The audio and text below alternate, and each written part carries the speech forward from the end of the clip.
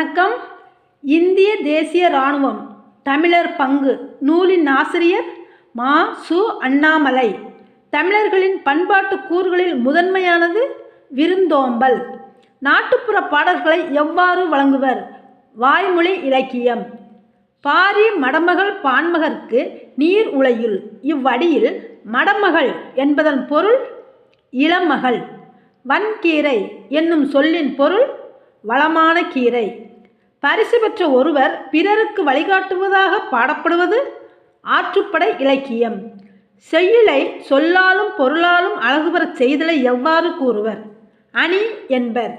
மாறியொன்று என்னும் சொல்லை பிரித்து எழுதுவது மாறி ப்ளஸ் ஒன்று. ஆகாயத் தாமரை மரபு தொடருக்கு பொருத்தமான பொருள் இல்லாத ஒன்று. தேவாரம் என்பது இடைக்காலத்து இசைத்தமிழ் நூல். நன்றி.